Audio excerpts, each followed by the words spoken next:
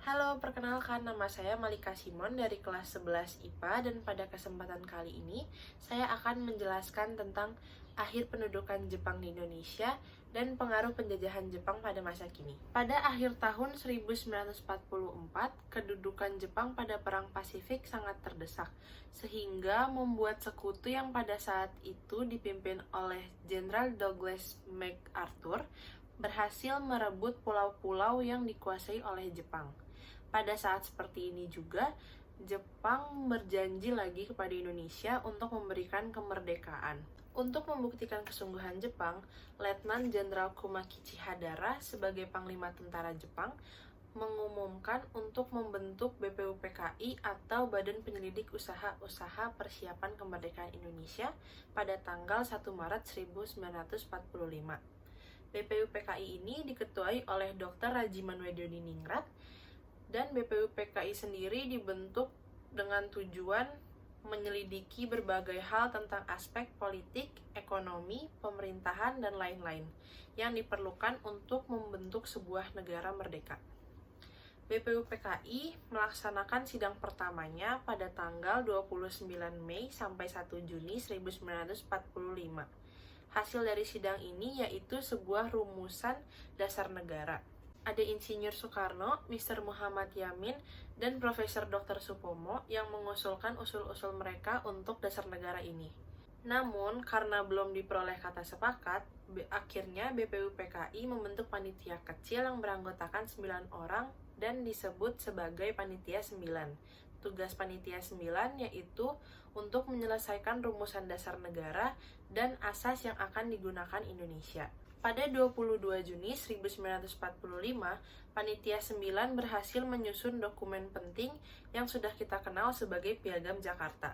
Di dalam Piagam Jakarta tersebut terdapat rumusan dasar negara, yaitu 1. Ketuhanan dengan kewajiban menjalankan syariat Islam bagi pemeluk-pemeluknya. 2. Kemanusiaan yang adil dan beradab. 3. Persatuan Indonesia. 4. Kerakyatan yang dipimpin oleh hikmat kebijaksanaan dalam permusyawaratan perwakilan. Dan kelima, keadilan sosial bagi seluruh rakyat Indonesia. Hasil Panitia 9 ini disampaikan pada sidang kedua BPUPKI. Lalu pada tanggal 7 Agustus 1945, akhirnya BPUPKI dibubarkan karena telah menyelesaikan tugas-tugasnya dan digantikan oleh Panitia Persiapan Kemerdekaan Indonesia atau PPKI.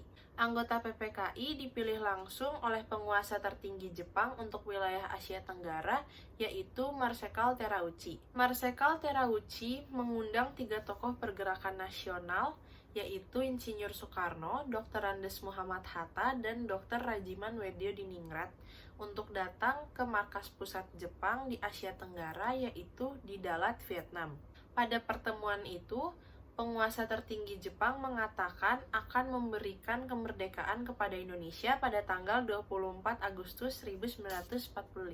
Setelah diperoleh informasi bahwa Jepang menyerah kepada sekutu dan telah terjadi pengeboman di kota Hiroshima dan Nagasaki, bangsa Indonesia dan tokoh-tokoh pemuda pergerakan nasional bertekad untuk memerdekakan Indonesia. Bangsa Indonesia akhirnya memproklamasikan kemerdekaannya pada tanggal 17 Agustus 1945, 7 hari lebih cepat dari yang dijanjikan Jepang.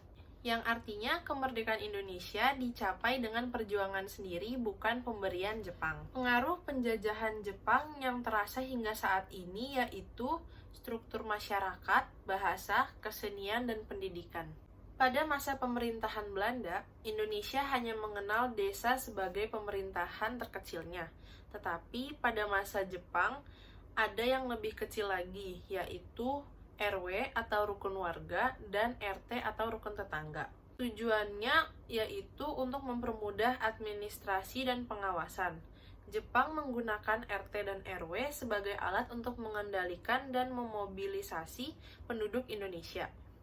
Pada 1943, Jepang mengizinkan berdirinya Komisi Penyempurnaan Bahasa Indonesia yang berhasil memodifikasi 7.000 istilah bahasa Indonesia. Sejak awal tahun 1943, semua tulisan yang berbahasa Belanda harus diganti dengan bahasa Indonesia.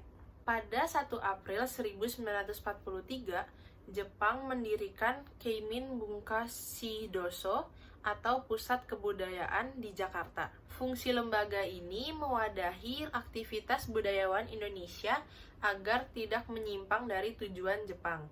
Lembaga ini juga memfasilitasi R. Kosbini dan Cornel Simanjuntak, grup seni suara yang melahirkan lagu-lagu nasional Indonesia. Pada Agustus 1943, Jepang membentuk Persatuan Aktris Film Indonesia atau Persafi dengan tujuan mendorong artis-artis profesional dan amatir Indonesia untuk bereksperimen dengan mementaskan lakon-lakon terjemah dari bahasa asing ke bahasa Indonesia.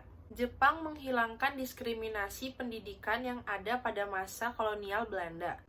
Rakyat dari kalangan manapun berhak mendapatkan pendidikan formal. Jepang menerapkan sistem pendidikan formal seperti di negaranya, yaitu SD selama 6 tahun, SMP 3 tahun, dan SMA selama 3 tahun.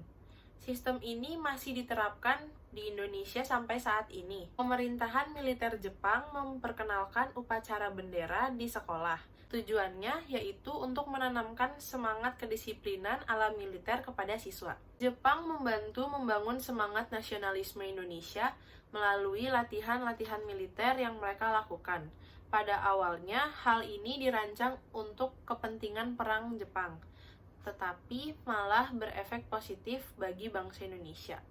Sekian penjelasan yang dapat saya berikan. Jika ada salah kata, saya mohon maaf. Terima kasih. Dadah.